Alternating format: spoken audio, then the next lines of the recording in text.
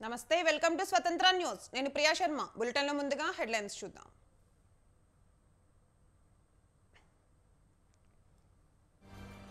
నేటి నుంచి నారా లోకేష్ ఎన్నికల ప్రచారం శంకరావం పేరుతో ఇచ్చాపురం నుంచి యాత్ర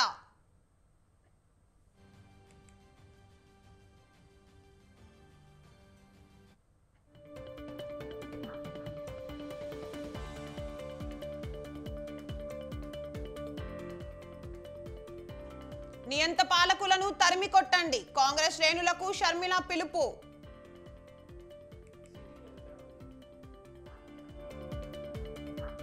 సెక్రటేరియట్ సహా మరికొన్నింటిపై విచారణ సంచలన వ్యాఖ్యలు చేసిన సీఎం రేవంత్ రెడ్డి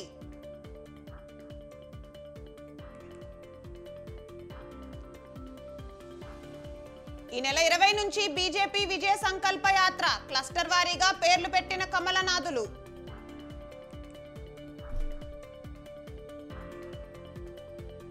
ఎన్నికలకు ముందే సీఏఏ ఎన్డీఏకు 400 సీట్లు గ్యారంటీ అన్న అమిత్ షా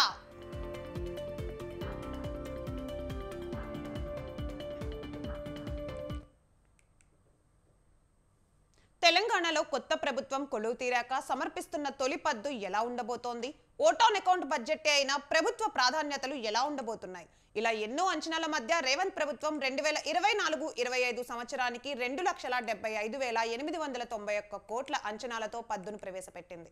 గత ప్రభుత్వ అప్పులను అధిగమించి అభివృద్ధిలో సంతులిత వృద్ధి లక్ష్యంగా ముందుకు వెళ్తామని ప్రభుత్వం ప్రకటించింది. అయితే కాంగ్రెస్ ప్రభుత్వం ప్రవేశపెట్టిన బడ్జెట్ పై పెదవి విరిచింది బీఆర్ఎస్. రైతులకు తగినన్ని నిధులు కేటాయించకుండా పంటల బీమా, మద్దతు ధర, రైతు భరోసా ఎలా అమలు చేస్తారంటూ నిలదీసింది ప్రతిపక్షం.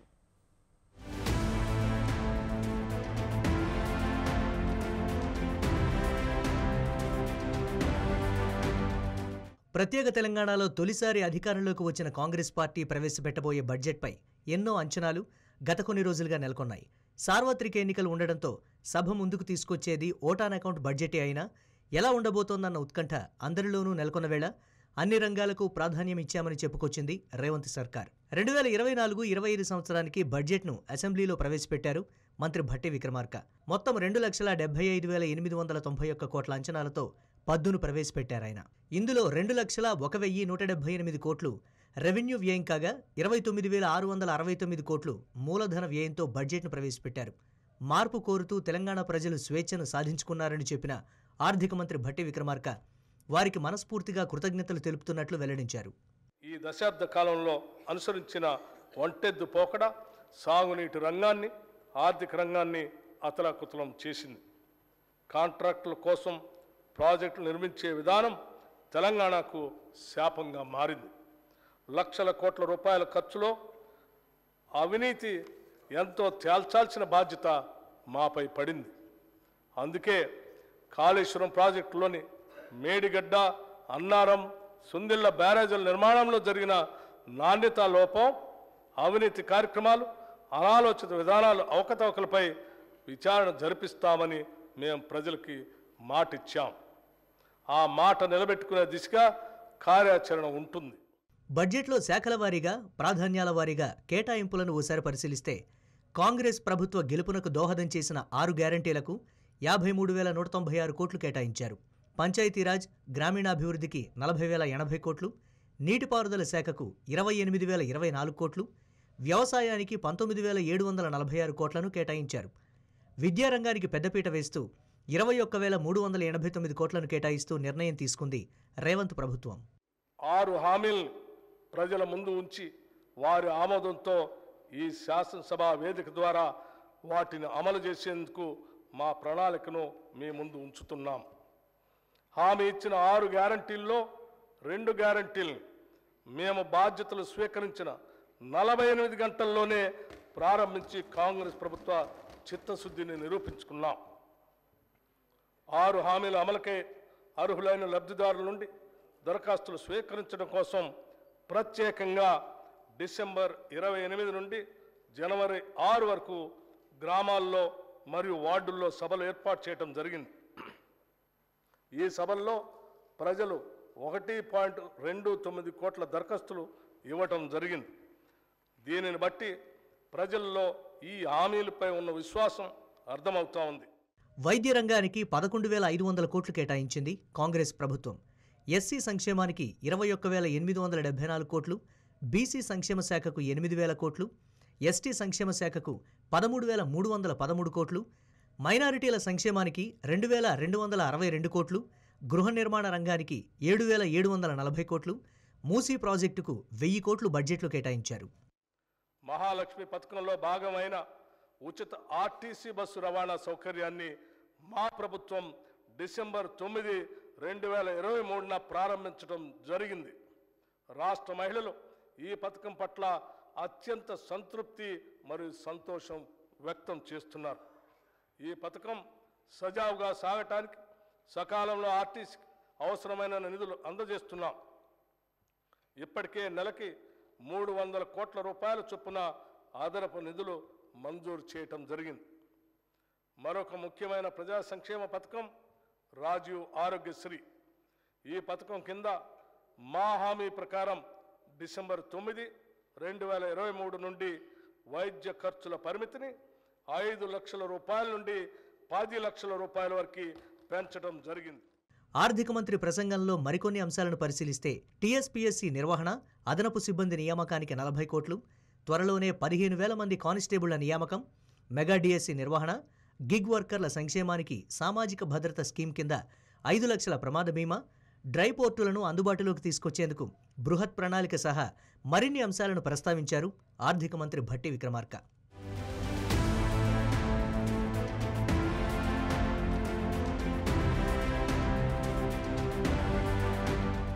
ఇక వాస్తవాల ప్రాతిపదికన బడ్జెట్ను ప్రవేశపెట్టామన్నారు సీఎం రేవంత్ రెడ్డి.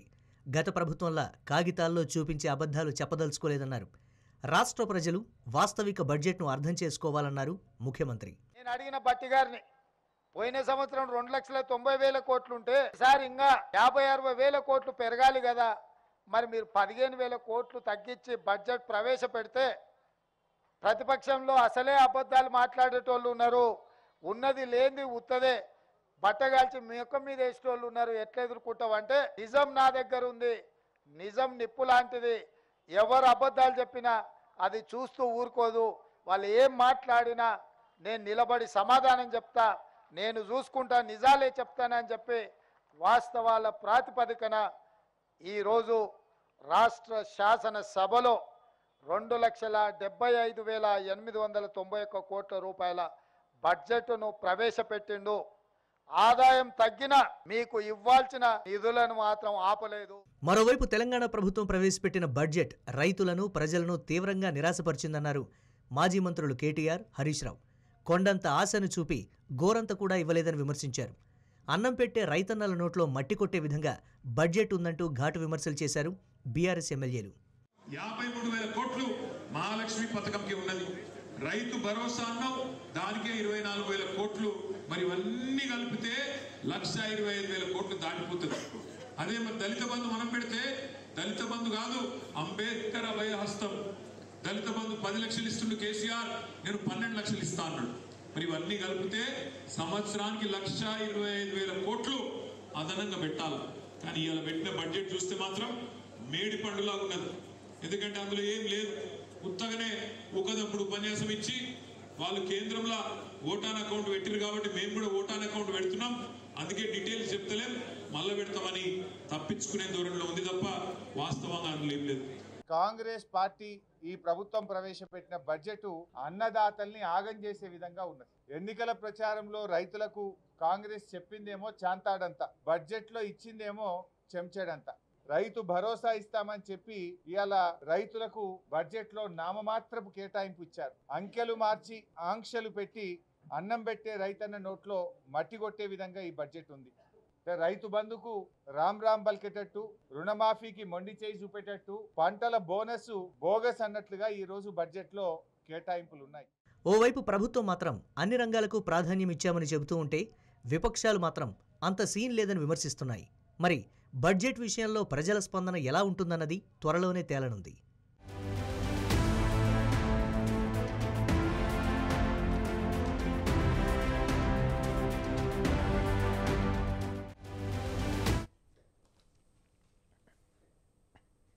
రాష్ట్ర ప్రభుత్వం ప్రవేశపెట్టిన ఓట్ ఆన్ అకౌంట్ బడ్జెట్ రాజకీయ ప్రసంగంలా సాగిందని బీజేపీ ఎమ్మెల్యే ఏలటి మహేశ్వర్ రెడ్డి అన్నారు. ప్రజల్ని మభ్యపెట్టేందుకు ప్రభుత్వం ప్రయత్నించిందన్నారు. రైతులు, నిరుద్యోగులకు బడ్జెట్లో మొండి చేయి చూపించారని విమర్శించారు.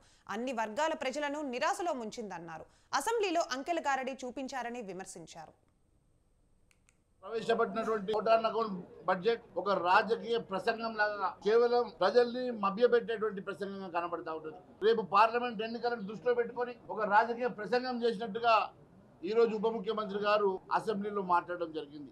రైతులు కానీ నిరుద్యోగులకు మొండి చేయి ఇచ్చినటువంటి కాంగ్రెస్ బడ్జెట్ ఇది ముమ్మాటికి హామీలను ఎగవేత చేయడానికి మాత్రమే ప్రవేశపెట్టినటువంటి బడ్జెట్గా మేము భావిస్తా ఉన్నాం.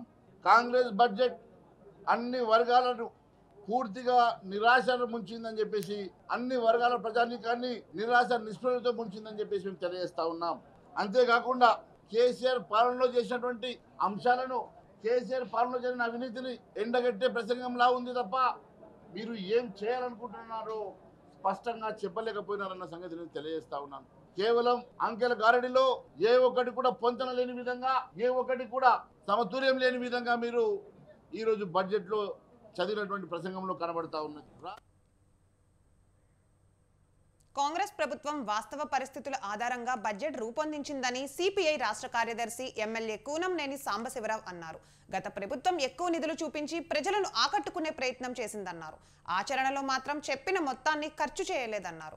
కానీ కాంగ్రెస్ ప్రభుత్వం ఇచ్చిన హామీల అమలుకు అవసరమైన మొత్తాన్ని బడ్జెట్లో కేటాయించిందన్నారు.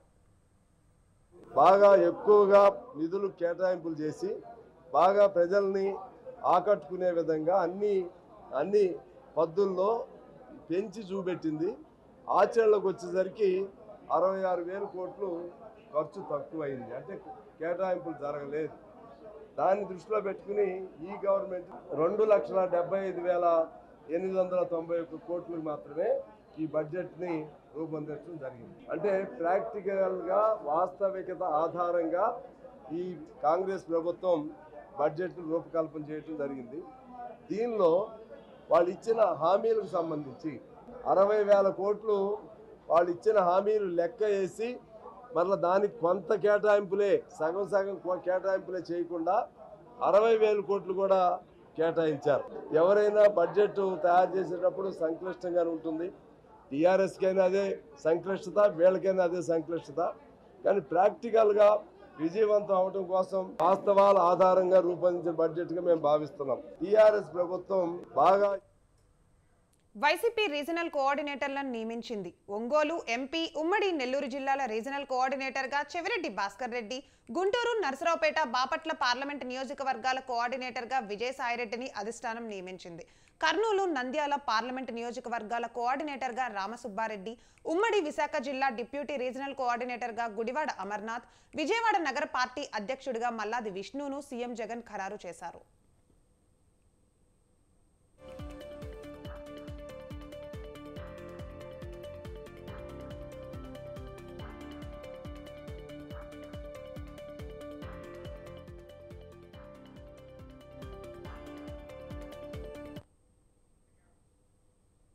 టీడీపీ జాతీయ ప్రధాన కార్యదర్శి లోకేష్ నేటి నుంచి ఎన్నికల ప్రచారం నిర్వహించనున్నారు. శంఖారావం పేరుతో లోకేష్ మరోసారి ప్రజల్లోకి వెళ్లనున్నారు. యువగళం పాదయాత్ర జరగని ప్రాంతాల్లో పర్యటించేలా ప్రణాళిక సిద్ధం చేశారు. ఇచ్చాపురం నుంచి లోకేష్ శంఖారావం యాత్ర ప్రారంభమవుతుంది. యాత్ర సందర్భంగా పార్టీ కార్యకర్తలు ప్రజలతో మమేకం కానున్నారు. ప్రతిరోజు 3 నియోజకవర్గాల్లో పర్యటించేలా ప్రణాళికలు రూపొందించారు.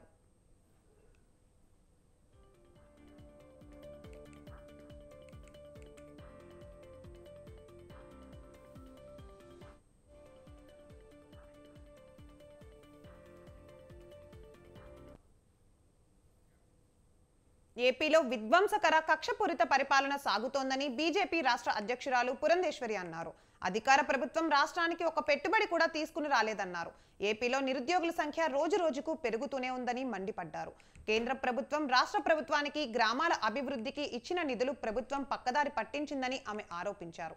గ్రామాల్లో కనీసం రోడ్ల నిర్మాణం కూడా చేపట్టలేని దుస్థితిలో అధికార ప్రభుత్వం ఉందని, పేదలకు టిట్కో ఇల్లు ఇవ్వకుండా ప్రజలను మోసం చేసిందని పురంధేశ్వరి ఆగ్రహం వ్యక్తం చేశారు. ఉన్నటువంటి రోడ్ల పరిస్థితి చూసినట్లయితే కేంద్ర ప్రభుత్వం వేసినటువంటి రోడ్లే సవ్యంగా బ్రహ్మాండంగా ఉన్నాయి.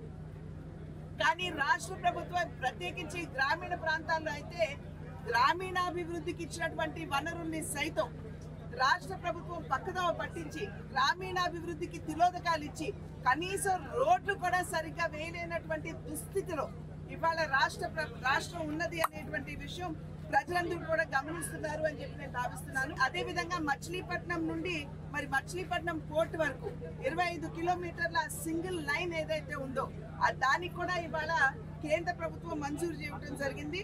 మరి ఇళ్లకు సంబంధించి అయితే టిట్కో ఇళ్లు ఇవాళ ఈ ప్రాంతంలో 1,00,000 పైచిలకు టిట్కో ఇళ్లు ఇచ్చినా కూడా దేన్ని కూడా సవ్యంగా దాన్ని కంప్లీట్ చేయకుండా మరి లబ్ధిదారులకి సరిగ్గా ఇవ్వకుండా ఏ విధంగా రాష్ట్రంలో ఉన్నటువంటి పేదల్ని మోసం చేస్తున్నారు. ప్రత్యేక హోదా తీసుకురాకుండా గత 5 ఏళ్లలో ఎంపీలు ఏం చేశారని ప్రశ్నించారు ఏపీసీసీ చీఫ్ వైఎస్ షర్మిల.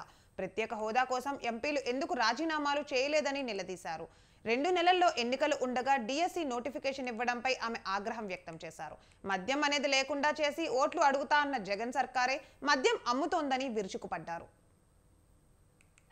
ఒక్కటంటే ఒక్కటైనా వేశారా? ఒక్క సంవత్సరం కూడా అయ్యలేదు. ఆ రోజు చంద్రబాబు గారు 7,000 ఉద్యోగాలు ఇస్తుంటే డిఎస్సికి హేళన చేశారు. సిగ్గులేదా? 25,000 ఉద్యోగాలు ఖాళీగా ఉంటే 7,000 ఎందుకు వేస్తున్నారు అని అడిగారు జగనన్న గారు. మరి ఈ రోజు 30,000 ఉద్యోగాలు ఖాళీగా ఉంటే మీరు మెగా డిఎస్సి 25,000 ఉద్యోగాలు ఇస్తాము అని మీరే మాట చెప్పాక వాగ్దానం చేశాక కుంభకర్ణులా మీరు ప్రజల గురించి ఎప్పుడు ఆలోచన చేశారు? మీరా రాజశేఖర రెడ్డి గారి ఆశయాలను నిలబెట్టింది. రాజశేఖర రెడ్డి గారు మాట తప్పని మడమ తిప్పని నాయకుడు. మీరు మద్యపాన నిషేధం అని చెప్పలేదా? మరి మద్యపాన నిషేధం ఎందుకు చేయలేదు? ఏం చెప్పాడు జగనన్న గారు? మద్యం అనేది లేకుండా చేస్తాను అన్నాడు. మద్యం అనేది లేకుండా చేశాక ఆ తర్వాత వచ్చి మిమ్మల్ని ఓట్లు అడుగుతాను అన్నాడు. గుర్తుందమ్మా? గుర్తుందా?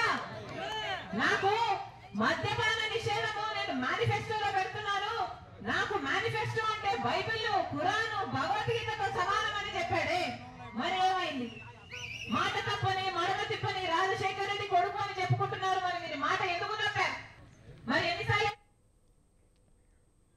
జనసేన పార్లమెంట్ అభ్యర్థుల పేరుతో మాజీ ఎంపీ హరిరామ జోగయ్య ఓ లేఖ విడుదల చేశారు.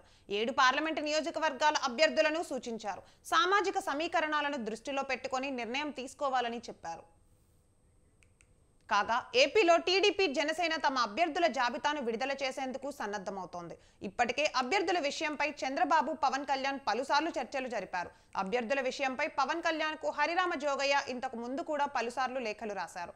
పొత్తులో భాగంగా అధిక సీట్లలో జనసేన పోటీ చేయాలని ఆయన అన్నారు. జనసేన పార్టీ చాలా నియోజకవర్గాల్లో గెలిచే అవకాశాలు ఉన్నాయని ఆయన భావిస్తున్నారు.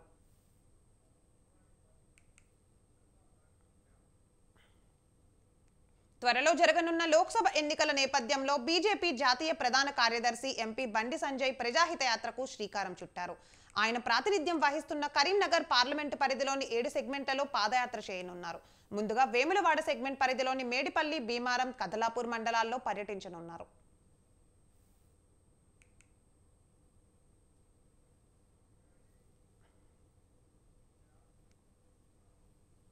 తొలి విడతలో వేములవాడ, సిరిసిల్ల సెగ్మెంట్ల పరిధిలోని 88 గ్రామాల్లో 218 కిలోమీటర్ల మేర యాత్ర నిర్వహించనున్నారు. ఈ నెల 20 నుంచి రెండో విడతలో చొప్పదండి, మానకొండూరు, హుజూరాబాద్, హుస్నాబాద్ సెగ్మెంట్లలో కొనసాగిస్తారు.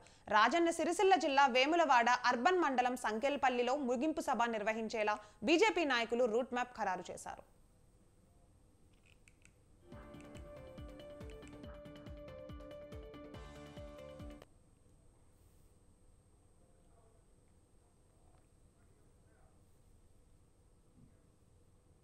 ఇండియా కూటమిలో విభేదాలు తారాస్థాయికి చేరుకున్నట్లు కనిపిస్తోంది. బీజేపీని, ప్రధాని మోదీని గద్దెదించాలనే ఉద్దేశంతో కాంగ్రెస్, ఆప్, టీఎంసీ, ఆర్జేడీ వంటి పలు పార్టీలు ఇండియా కూటమిని ఏర్పాటు చేశాయి. అయితే 2024 లోక్సభ ఎన్నికల ముందే ఈ కూటమి ఉంటుందా లేదా అనే అనుమానాలు వ్యక్తమవుతున్నాయి. ఇప్పటికే కూటమి ఏర్పాటులో ప్రధాన రూపశిల్పిగా ఉన్న బీహార్ సీఎం నితీష్ కుమార్ ఇండియా కూటమి నుంచి బయటకు వచ్చి మళ్లీ బీజేపీ నేతృత్వంలోని ఎన్డీఏతో జతకట్టారు. ఇది ఇండియా కూటమిని మనోబలాన్ని తీవ్రంగా దెబ్బకొట్టింది.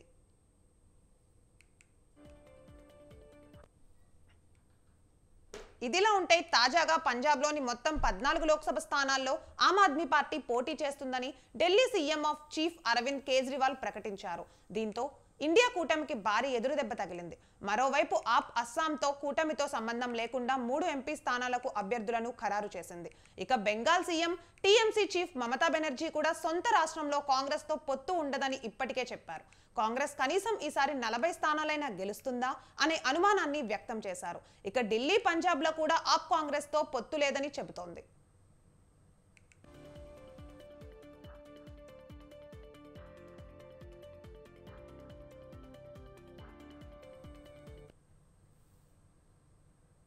చివరి పార్లమెంట్ బడ్జెట్ సమావేశాలు ముగిశాయి. శనివారం ఉభయ సభలు నిరవధిక వాయిదా పడ్డాయి.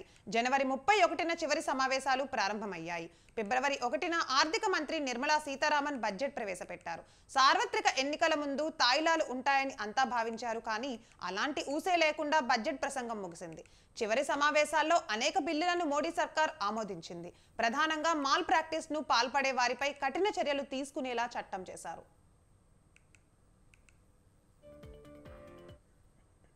సమావేశాలు చివరి రోజున రామ మందిరం నిర్మాణంపై ప్రత్యేకంగా చర్చించారు. దీనిపై అమిత్ షా మాట్లాడారు. ప్రధాని మోడీ కూడా సభను ఉద్దేశించి ప్రసంగించారు. 5 ఏళ్లలో సాధించిన విజయాలను ప్రస్తావించారు. ये भी सही है कि इस कालखंड में G20 की अध्यक्षता का भारत को मिली. भारत को बहुत सम्मान मिला. देश के हर राज्य ने अपने अपने तरीके से विश्व के सामने भारत का सामर्थ्य और अपने राज्य की पहचान बखूबी प्रस्तुत की, जिसका प्रभाव आज भी विश्व के मन पर है. उसके साथ आपके नेतृत्व में G20 की तरह P20 का जो सम्मेलन हुआ और विश्व के अनेक देशों के स्पीकर्स यहाँ आए और मदर ऑफ डेमोक्रेसी भारत किस महान परंपरा को लेकर के, किस डेमोक्रेटिक वैल्यूज को लेकर के सदियों से हम आगे बढ़े हैं. व्यवस्थाएं बदली होगी लेकिन डेमोक्रेटिक मन भारत का हमेशा बना रहा है. उस बात को आपने विश्व के स्पीकर्स के सामने बखूबी प्रस्तुत की और भारत को लोकतांत्रिक व्यवस्थाओं में भी एक प्रतिष्ठा प्राप्त कराने का काम आपके नेतृत्व में हुआ. आदरणीय सभापति जी, ये भी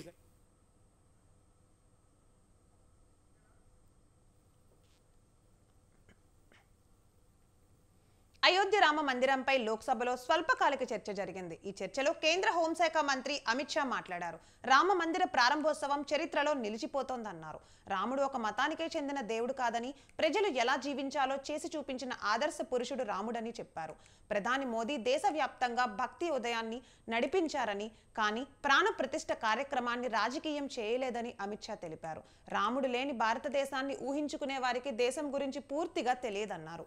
మోదీ ఆధ్వర్యంలో 330 ఏళ్ల సుదీర్ఘ నిరీక్షణకు తెరదించామని, రామ మందిర నిర్మాణంలో అందరం ఐక్యమత్యంగా వ్యవహరించామని తెలిపారు. और राम ये देश के जनमानस का प्राण है. ये सबको समझना चाहिए, सबको स्वीकारना. और इसीलिए मान्यवर हमारे संविधान की पहली प्रत से लेकर महात्मा गांधी के आदर्श राज्य की कल्पना को राम राज का नाम लिया गया. संविधान में भी राम दरबार को स्थान दिया गया. मान्यवर, जो लोग राम के अलावे भारत की कल्पना करते हैं वो भारत को नहीं जानते, वो हमारे गुलामी के काल का प्रतिनिधित्व करते हैं. मान्यवर, राम व्यक्ति नहीं है, राम प्रतीक है. करोड़ों लोगों का आदर्श जीवन कैसे जीना चाहिए, इसीलिए उनको मर्यादा पुरुषोत्तम किया. राम का राज्य किसी एक धर्म, एक संप्रदाय के विशेष के लिए नहीं है. राम का राज्य, आदर्श राज्य कैसा होना चाहिए, इसका प्रतीक न केवल भारत, समग्र दुनिया के देशों के लिए बना हुआ है. मान्यवर, और इसलिए मैं मानता हूं कि राम और राम के चरित्र को फिर से प्रस्तावित करने का काम 22 जनवरी को हुआ है. मोदी जी के हाथ से हुआ है. वो इस మరోవైపు అయోధ్యలో రామ్లల్లా ప్రాణప్రతిష్ఠపై జరిగిన స్వల్పకాలిక చర్చలో ఎంఐఎం ఎంపీ అసరుద్దీన్ పాల్గొన్నారు. బాబ్రీ మసీదు కూల్చివేతను పార్లమెంట్ ఖండించిందని ఆయన గుర్తు చేశారు. తాను బాబర్, జిన్నా, ఔరంగజేబుకు ప్రతినిధిని కాదని, రాముడిని గౌరవిస్తానని చెప్పారు. ఈ దేశానికి మతం లేదని నమ్ముతున్నానని, కానీ జనవరి 22 ద్వారా బీజేపీ ప్రభుత్వం ఒక మతంపై మరొక మతం గెలిచిందనే సందేశాన్ని ఇవ్వాలనుకుంటోందా అని ఓవైసీ ప్రశ్నించారు.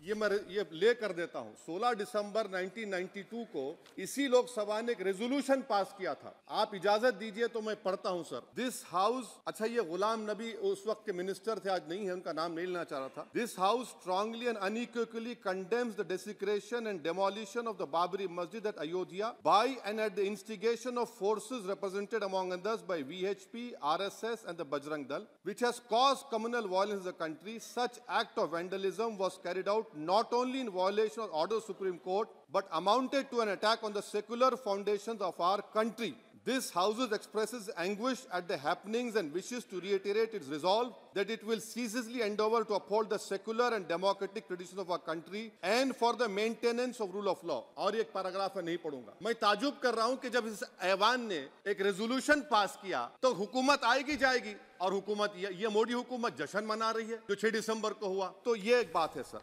16 इवी बुलेटिन अपडेट्स, कीप वाचिंग स्वतंत्र न्यूज़।